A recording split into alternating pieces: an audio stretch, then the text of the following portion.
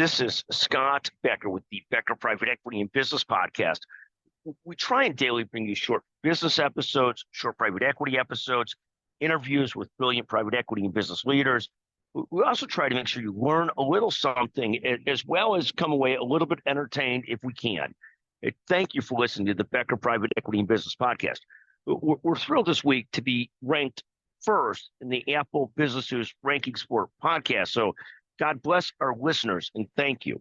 Here are 7 of the stories that we're following today, and thank you for listening. First, Oracle jumped 11.5% yesterday. Larry Ellison, the founder, chairman of Oracle, remains just a genius compared to almost everybody else. Second, Oscar Health.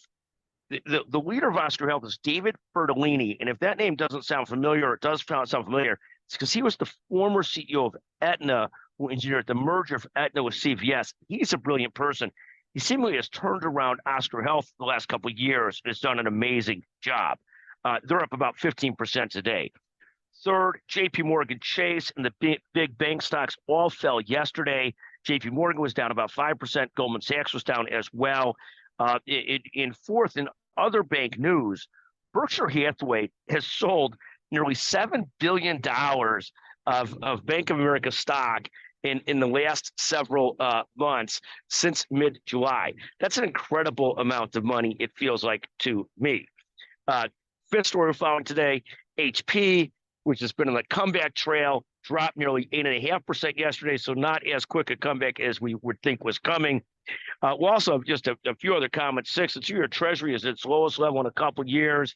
A good sign from an inflationary standpoint, a bad sign or challenging sign for savers. It's obviously a complex issue because you want Treasury rates high but inflation low, and you can't get both at the same time.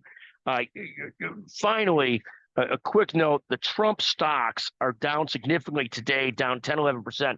Not as bad as they were earlier today. It seems like his debate performance was okay. Kamala Harris was probably a little bit better. I think that ultimately the polls will not change very much based on this debate. We'll see what happens. I think just a fascinating situation. A separate note, 3 of our most listened to guests on the Becker Private Equity Business Podcast, Rick Kess of RSM, Mitch Granger of Northwestern Mutual, Matt Wolf of RSM. Also, I'll note Scott Colbert of Commerce Bank, Holly Buckley of McGuire Woods, and Amber Walsh of McGuire Woods, as well as Greg Marshall of Beacon Petty, BPOC Today, and Julie Yu of Andreessen Horowitz. Those are some of our most listened to guests on the Becker Private Equity Business Podcast. Thank you for listening to the Becker Private Equity Business Podcast. We hope you enjoy this every day. Thank you very much for joining us.